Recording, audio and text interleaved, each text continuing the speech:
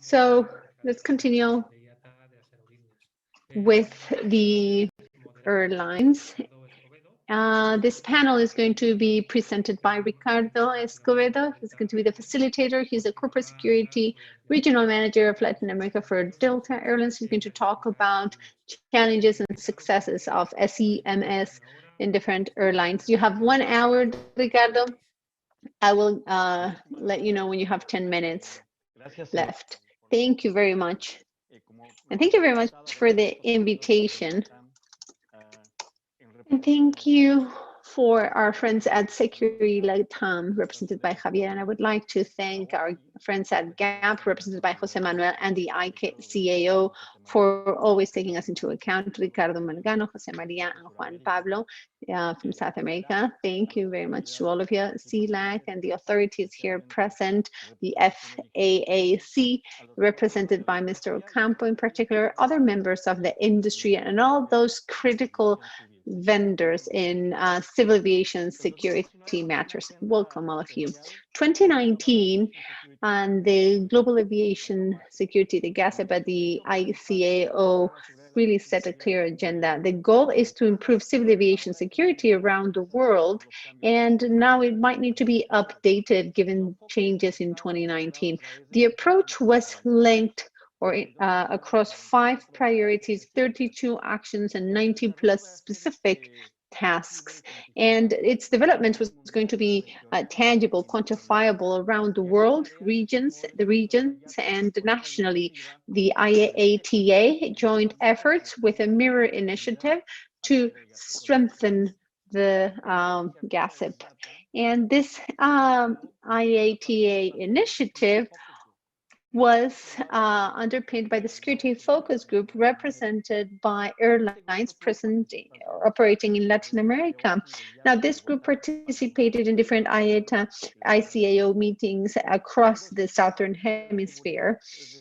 Security management systems, the SEMS, became, well, the thread in line between GASEP and IATA. Unfortunately, COVID-19 forced us to stop our agenda. It brought us to a halt. And now we have a huge opportunity to resume efforts and give continuity to them. And so, under this light, I want to give the floor to our friend and colleague at DHL, Alicia Sorroza. She's going to take the floor. Hello, good morning, good afternoon to all of you. I think we're all very thankful. And right now it's just so hard to be in touch. So even if these are virtual events, we are very much thankful, Javier, Jose Manuel, and our friends at the ICAO. As Ricardo correctly said, we worked together to work on this together by GAP and Segurilatam in this session. Of course, we would love to be in person, for this to be in person, but here we are, and in the circumstances, all the better. I am not the DHL manager. I would love to. I have just moved, and I'm security manager at DHL Supply Chain. Now, it's important to highlight that security, from an airline point of view, is, well, an airline has a specific point of view on security, but then a logistics company such as DHL, globally and internationally, has a different point of view, but they both connect very well, and we can make progress in this field. So I remember the first security focus group we did with IATA, promoted, as Ricardo said, by this forum. It's really important to create a comprehensive security management system. And once we have that, it's easier to reach out to all stakeholders in aviation and beyond. And that's what I want to mention from the point of view of a logistics company. Why? Well, As our engineer mentioned, Mr. Ocampo, and we've discussed this with Jose Manuel, preparing for the symposium last year, which couldn't take place because of COVID. Well, we can see that all players must be engaged in managing security. So from that point of view, what I would like to mention, and Mr. Campo mentioned it, he mentioned the difficulties we've had to maintain an appropriate level of security in airline operations and operations in general, in transportation, airports, and so on. Well, we need to be completely focused and prepared for the unexpected, meaning we need to be prepared for the unforeseeable, as COVID is a very good example. And from that point of view, we must know very clearly that we can be ready to prepare for the unexpected, provided that we are ready to manage the challenges we're used to. As Mr. Ocampo mentioned, sometimes, well, suddenly we found we couldn't offer training for our teams, but there were tools for that, right? Well, we were just not aware that this type of circumstance could surface. Now we know this can happen, and we know that this type of forum online can take place, and we can also have training through e-learnings and so on. We cannot have security if we're not face-to-face to a certain extent, but there are tools to manage everything we need to manage with our teams so that our commitment to security takes place. And specifically, what do I want to mention regarding this culture of security and how we are working on that on different areas? Well, we've worked on the risk perception, and COVID has, well, clearly brought this to the fore. It isn't the same as before, right? In the past, traveling is just something that, well, some people sometimes were afraid of flying, but nobody thought I can get sick on an airplane. So it's a new invisible enemy, a threat that has hit us at all levels, and that is having an impact on daily life as well. So the risk perception that some of us might have is not the same. We all know all the incidents and the deviations that might happen with people who are used to going on airplanes, but this is another risk because, well, as Mr. Ocampo said, to what extent do we have acceptable risks? This is something experts need to do because there are limited resources, and we need to see to what extent we can work with the resources we've got to focus on this. And that's why the methodology to do risk analysis is so important. At the same time, we run the risk of having to normalizing risk. We're just used to nothing happening, to uneventful travel, and that's a point of vulnerability. So vulnerabilities can increase, as Mr. Ocampo said, because our level of alarm or alertness has lowered. We cannot afford that in security.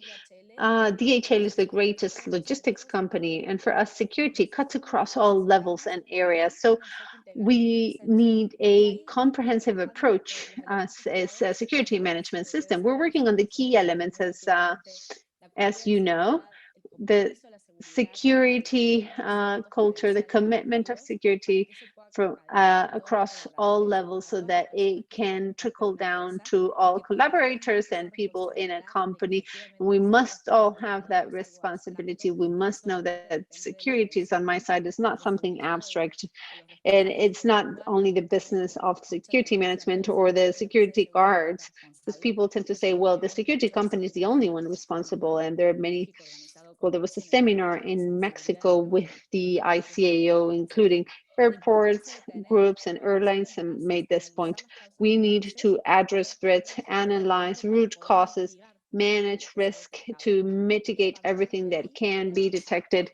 And starting then, we can make progress and create that culture whereby we can address things without incidents and come back to the normal when there is an event having impact on us.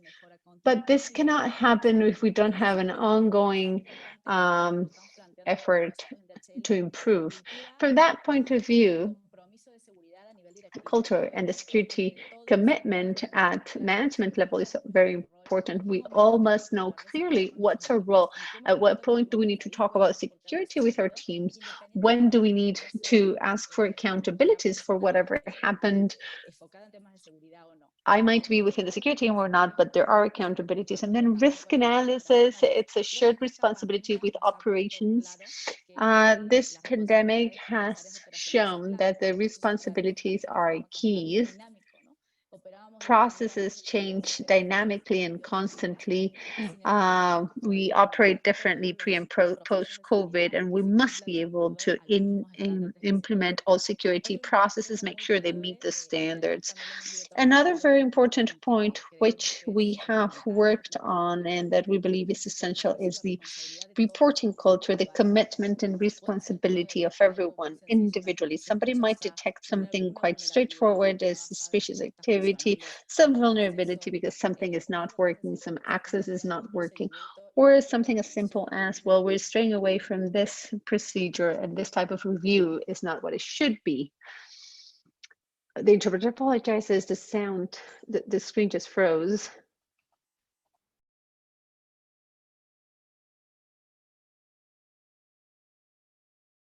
No sé si se me desconectó en algún momento. Parece que sí, Alicia, un poco, donde estabas hablando sobre los signos son adecuados. ¿Dónde me quedé? ¿Cultura del reporte?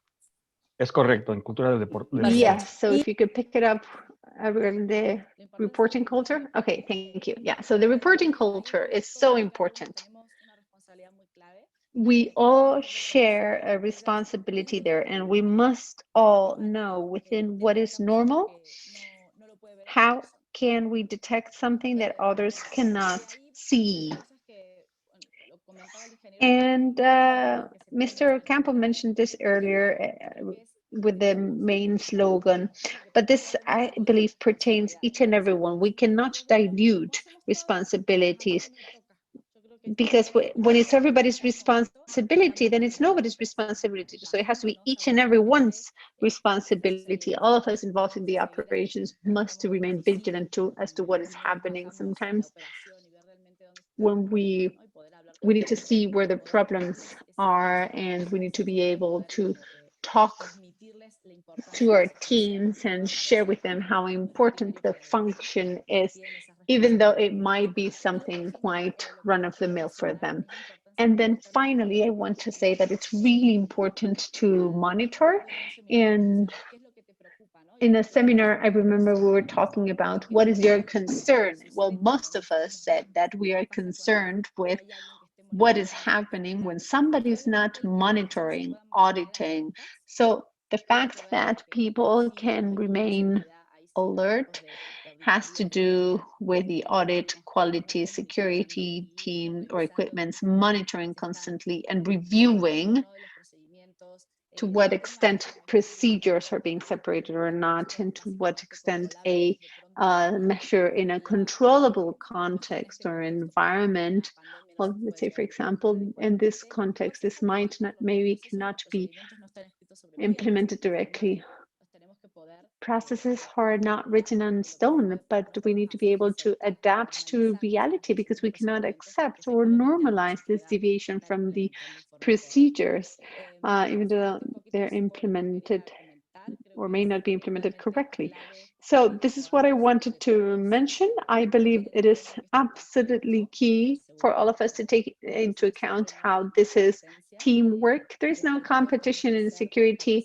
It's on all of us to establish the standards and the security levels that are acceptable and right across the value chain. We learned this very quickly in logistics. When something doesn't work in one sector, well, it waterfalls across all sectors, and security is key. That's what I wanted to share with you. todo este Thank you very valor. much, Alicia, for your comments and the value that you have brought. Sin más, voy a darle entrada a mi amigo y colega. And without further ado, I'm going to give the floor to my friend and colleague, Jurgen Beker. He works for Delta Airlines. He's the Regional Corporate Security Manager. Gracias, mi amigo Ricardo.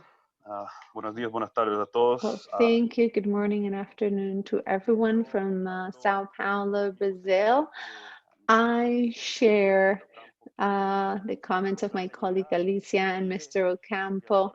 Security continues to be a challenge during the pandemic. We've experienced new situations and limitations to personal mobility in aviation. Basically, it's the mobility of people from A to B.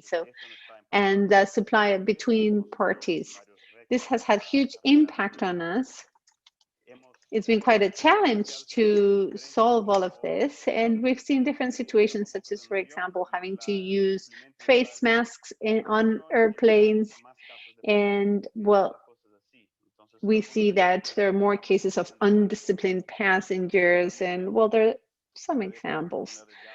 I would like to thank GAP and Segurilatam for giving me the opportunity to participate. I've been part of many groups together with implementation of SEM in the private industry and the ICAO and other government agencies.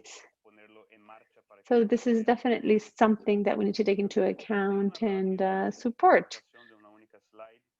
Well, I wanted to share a one slide presentation where very quickly you can see how we are implementing this at Delta Airlines.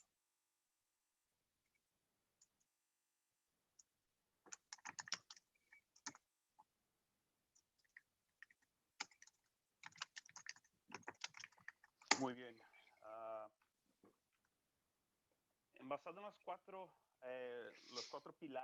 So based on the 4 basic pillars of SEMS, security management systems, and well, just like with any other policy, we need the leadership of our policy. In this case, it would be the CEO and the first line of reports. And this policy is published to all the Delta airline employees so that the CEO, they understand that the CEO and his team are the first line supporters, and this has been managed and executed by everyone in the organization. So that's the organization that we have. Then promotion, another very important building block of the application of SEMS. Annually, the leadership publishes information, and then the organization has created metrics for different departments at month level. So therefore, the reports, and as my colleague Alicia mentioned, the reports is very important. And once you have the metric for each section of the organization, well, they have to report monthly, and they need to say what's important to their employees and collaborators. So that's one way of applying SEMS at the airline. Quality control, we are all familiar with corporate audits, internal audits, specific audits for a division from a regulatory body in a country. There are different ways of controlling quality, but then managing risk is very important, because what is the point of auditing and having great results if there is no action in terms of quality control? So some of the programs that we have for this purpose is working together with TSA on the outcome-focused compliance, whereby through the results and the inspections from governments or others, we work to mitigate and reduce the risk and trickle down proactively these to other sections. And then we have the international stations. We visit each and every one of them every 1, 2, or 3 years, depending on the level of risk of the location. And we assess the operations completely, not just the airport, but of course, the airport is an important pillar. We evaluate the geopolitical issue, the intelligence issue. It's important to understand where to operate. It may be third parties, it may be with their own people, with maintenance centers. We have a very secure operation. And if it is not as safe, we should have more mitigating measures. And if we do not have the capacity to keep it safe, we do not operate in that location. So this is a quick summary for you to understand how Delta Airlines has absorbed the duty to include Sems in its culture. So this is everything I had to say. Ricardo, I give you the floor back. Thank you, my dear friend and colleague, Jurgen. I will now move on to Julián Bernal, Global Manager of Compliance of United Airlines. You have the floor, Julián. Thank you, Ricardo, and good morning and good afternoon to all the participants of this important forum and symposium. I would like to thank all the organizers, the GAP, the Segurilatam, to include United Airlines. I would like to greet you from Chicago, the first day of spring. It's probably not as warm as we would wish, as probably my dear friends Jurgen and Alicia in Brazil and Mexico, they will probably have a much better weather. But well, basically, United Airlines started to formalize its security management system based on the forums and symposiums that you were already mentioning before in the years 2018 and 2019. Unfortunately, in 2020, as you have already said, we had to deal with the pandemic. I think in none of the risk analysis that we carried out in the different evaluations, we would observe any thing similar to the situation we are experiencing, but most of us had to adapt to this new situation, which, well, it was really unprecedented. It wasn't even considered as a potential possibility. So probably in the most pessimistic scenario or forecast, we may be including this, this situation. We would never expect the occupation ratio in the airlines would reduce in 80% or by 80%. So we still have stations in cities where we cannot operate because those countries continue to be closed. Fortunately, we do see that there is a light in the end of the tunnel. But the worst thing is we do not know how long this tunnel is going to be. But well, we do have hope in the sense that we will probably not come back to the past normal or the normal situation as we knew it, but what will be the new normal, as they call it. I would also like to share with you a small presentation about the security management system for United Airlines. Just give me 1 second.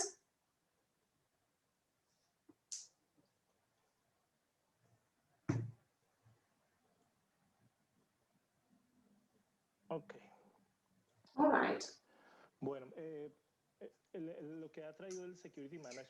What the security management system brought to us is basically an organization and an alignment of all the information that we had. And this, well, this doesn't mean that before implementing the SEMS, we didn't do audits or we didn't have risk matrices or procedures in place. Of course, we had all of them, not only for the corporate security department, but for other departments in the company as well. the internal audit department, the safety department, our crew and pilot departments.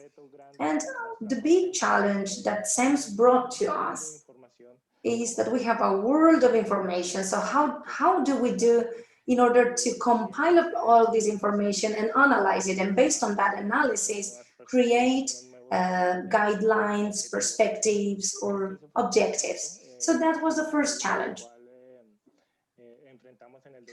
that we faced in 2019. We knew that we had all the information, but we didn't really know how to modulate it. In 2019, the company started to use a system that you've probably heard about, which is the LT2 systems. And it was decided that all the information regarding security issues, which in the end is part of the security management system, would be included in that system, in the LTQ.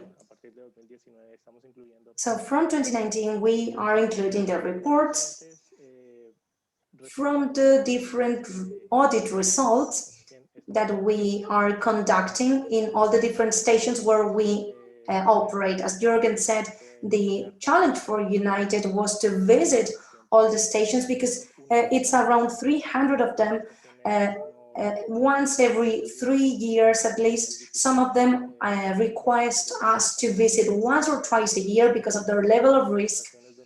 And these are stations where we have a large flow of passengers, and there are several departures on one operational day. So these stations have to be visited not only once every 3 years, but at least once a year, or even 1 or 2 a year.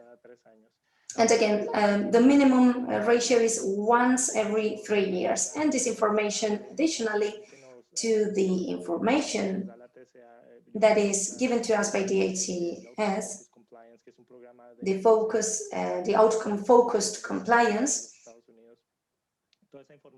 all this information is being compiled in this ETQ system, which is basically a software that we are using to help us compile all this information, and which in the end will be used in our security management system in order to analyze it in the best way possible. Same happens when we have inspections by local authorities, local or national governments, all these kind of organizations. All this information is included in this SEM, in this same system. And this was one of the first challenges, and one of the biggest ones, I have to say. But this is already overcome. It's already there. All the information is on our database. And now we are doing, because unfortunately the 2020 brought us some of a kind of a standstill in this process. But the idea is for this year to be able to complete the gap analysis in the SEMS program, comparing the SEMS guidance by the IATA. Once we study this gap analysis, this is what we have versus what we should have or what we miss. Whatever is missing, then we will see how to implement it, how to include it in our SEMS. And once it is included, then we have, the next step will be the implementation of an improved SEMS. This is a system which, as I said, is just very new for United and is, of course, subject to continuous improvement. The idea is to get to a point where we'll get to be 100% effective, but as it is subject to improvement, it will, of course, improve throughout time. Our perspectives for 2021 is to establish a risk scenario. We have tons of information, and the idea is to compile them, modulate them, and together with the geopolitical analysis, to create a list of the most relevant risks That would be the first to be tackled. And also establish a system with management indicators with specific objectives. As Mr. Ocampo said, maybe there is not 100% secure system, but we have to mitigate the maximum risk possible. We have to minimize it at maximum. So we have to create goals for mid and long run, and to establish a metrics system. And we also want to standardize an internal audit process. And one of the vulnerabilities that we identify once we implemented the Sems is that the auditors only receive their training, their initial training, when they are just graduates, but there is no follow-up in terms of their function performance or how they evaluate the non-compliance or non-conformance, if they are assigning the same importance to one thing or another. And the idea is, when we implement our Sems, we will have recurrent training for our auditors so that they can share their experiences, but also we can establish some kind of standardization, because we believe this practice is something we unfortunately saw very often because of COVID. Standardization is difficult because governments request different types of tests, or, well, there are many examples in the sense that information is atomized, and we want to standardize it as much as possible so that all the operators know what to do, know how to implement things, and so the auditors can be demanded for certain results as well, or certain actions, because otherwise it is going to be very difficult to give an effective value to the results they reach. We also have the idea of creating a risk rank. As I said before, the value assigned to each finding cannot be managed in the same way, because there may be a document or a manual that is not updated, or a vulnerability because there is the inspection in an aircraft has not been carried out properly. So this risk rank is another initiative that we have in mind for 2021. And again, as Mr. Ocampo said, and Jurgen and Alicia, we of course need the commitment of our leadership so that it has the relevance the relevance it needs. The security management system is very important. We also compile all the information from different sources, and the results, when we are able to compile all the findings of the audits, the observations by governments or regulators, we will be able to issue an analysis, a data analysis that is clearer, that is easier to understand for all the stakeholders involved in the system, in the security management system. So that's everything I had to say for the moment, Ricardo. Maybe there are questions afterwards, so that's why I prefer to stop here. Thank you very much, Julián. Well, getting the headlines of everything that you have said, we are going to quickly start, and I will kindly ask the three of you to be very specific in our answers, so we have some time for the audience to ask questions. We've had 34 minutes, so we have still 25 minutes. Maybe a couple of minutes per answer will be great. Understanding how important it is for all the stakeholders in this industry and what the airlines do, which go beyond the perimeter of the airport, as the three of you said, the logistics chain, the geopolitical analysis, etc., everything that may have an impact on the security management on an airline. What do you consider that are the main factors that have delayed the Sems implementation? I would like you to give maybe very specific examples and to be quick. We can start with Alicia.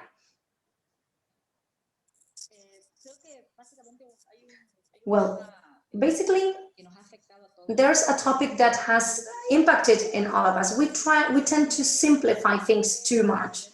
So when we speak about a comprehensive system, each of us, and this can also be transferred to every sector, the airport, the airline, etc., and professional training, because we may believe that the important thing is only our part, and the added value of a comprehensive and integral system is so important, because everything has a certain weight. When Mr. Ocampo was saying how important it would be to have a common standard, that is very important. We need to have a balance between a dialogue and a vocabulary that we, all the stakeholders, should use. And in that way, we should assign the specific weight each element would have. So we cannot have a proper monitoring if we do not have processes and procedures in place, because every person needs to know what to do when there's a deviation, and the processes and protocols need to be updated. If our commitment in our industry and all our leadership need to be focused on this topic and not only in others. So this probably has delayed the fact that we could implement this kind of initiative. And in this sense, the referee should have a global vision for that. Thank you, Alicia. Jurgen, what's your opinion?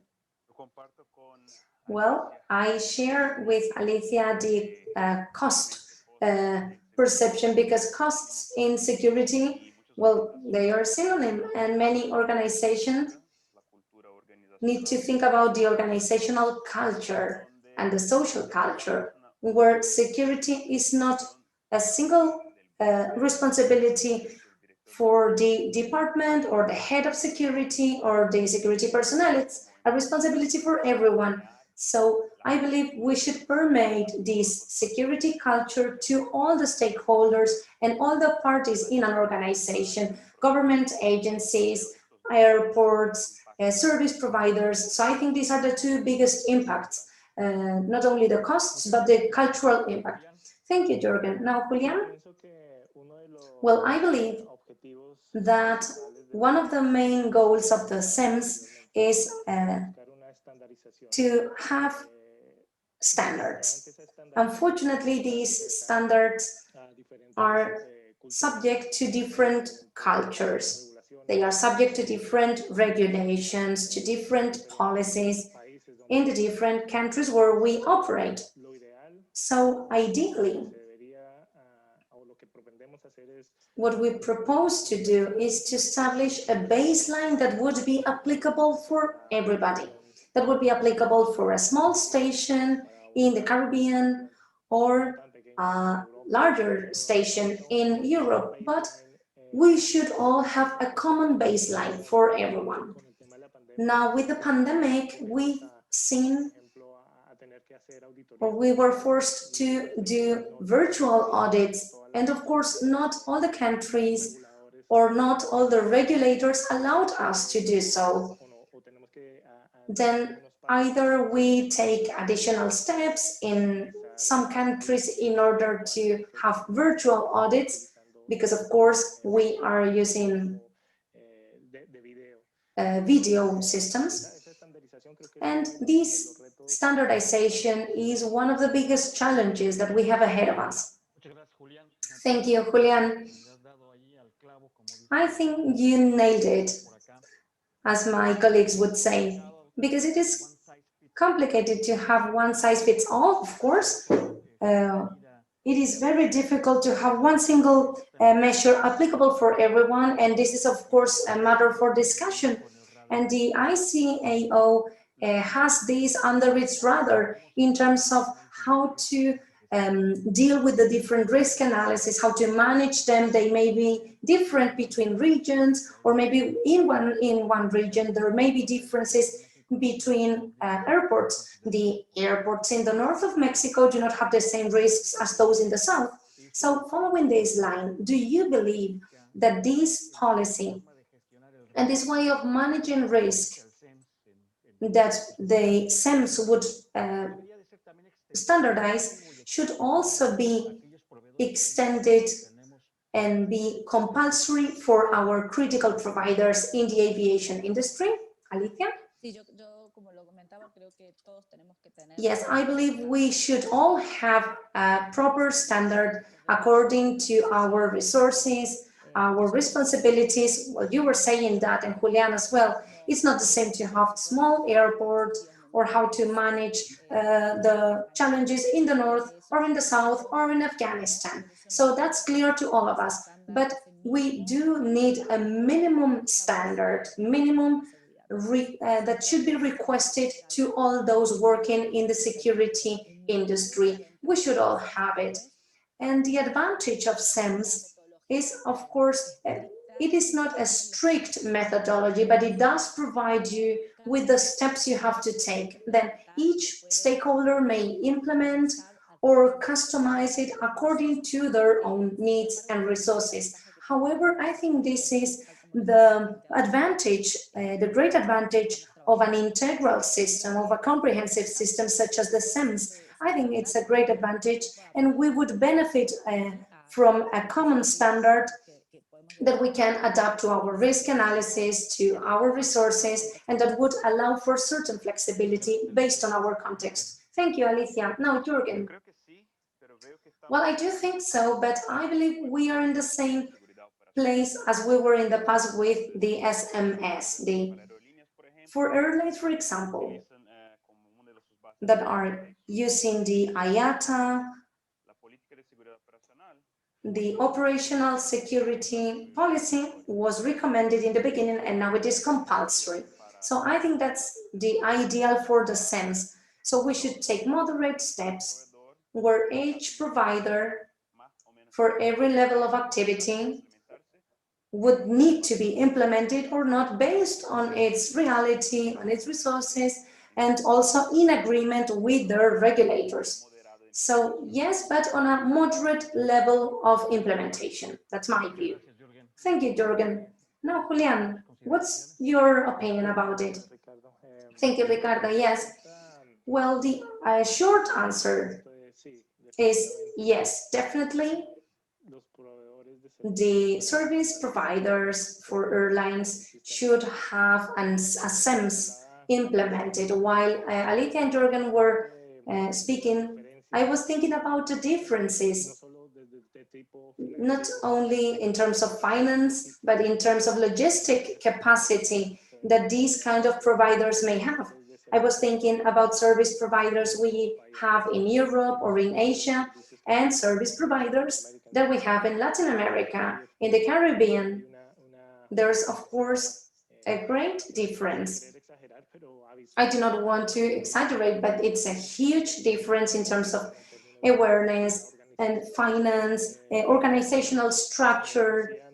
And as Alicia and Jurgen were saying, definitely it is necessary to push these companies because they are not on the acceptable level, in our opinion, so that they really are aware and start to implement processes and procedures. They should have mid-term, short, mid, and long-term goals so that they can step by step implement them and we can find a good balance. Thank you very much, Julián. I was now thinking that maybe we may have more questions from the audience. Well, otherwise, we have 2 more questions here. Which would be the main strengths? And what is your view about the process to implement in public and private organizations, thinking about the risk transfer and how this is managed and how we should all be aligned in this sense? What's your opinion about it? And what status or do you think we are? Alicia? Well, to a certain extent, the pandemic, I wouldn't say it stopped us, but it made us go slower.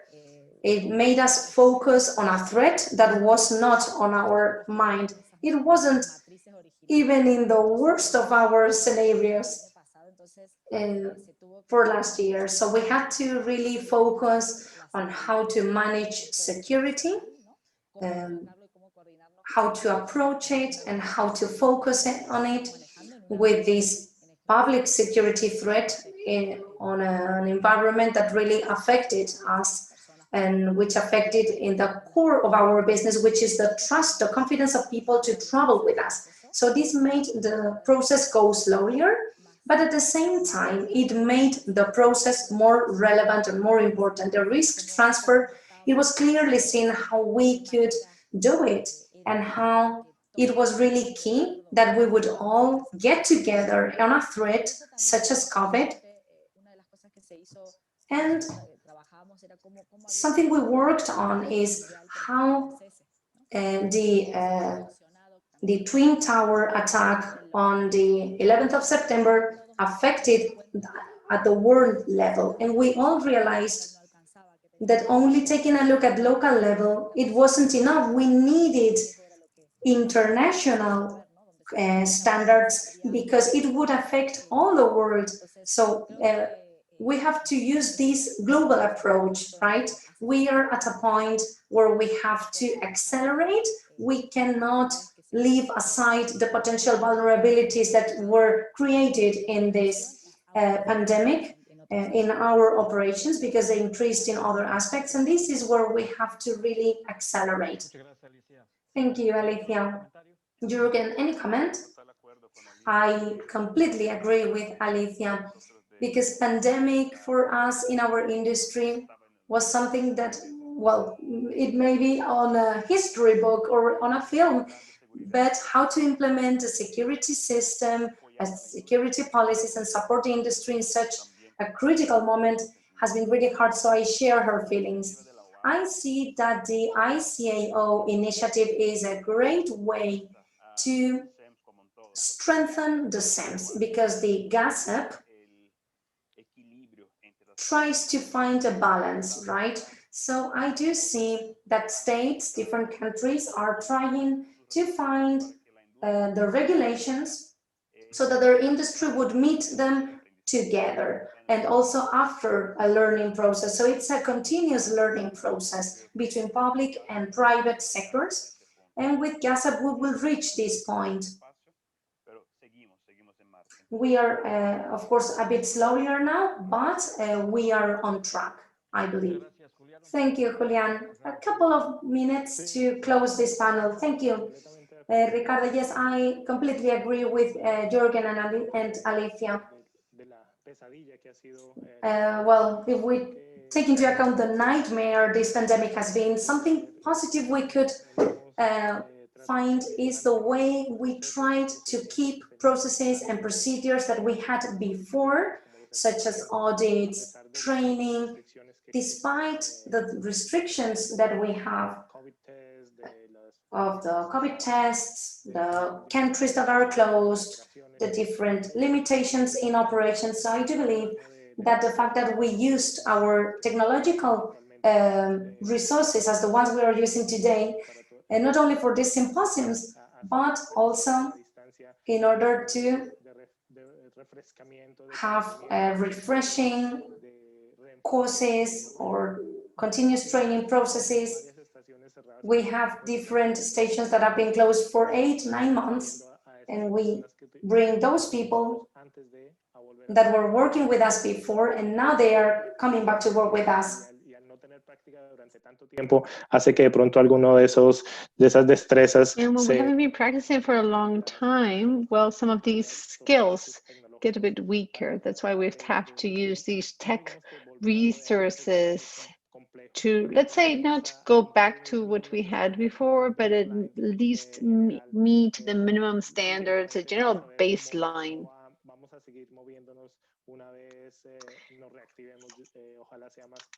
And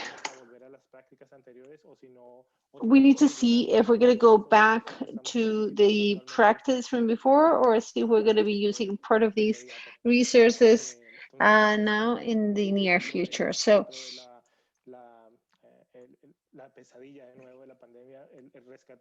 as part of the nightmare of the pandemic, well, within the nightmare and bad things of the pandemic, well, this is one of the silver linings, how we've been able to maintain our global standards.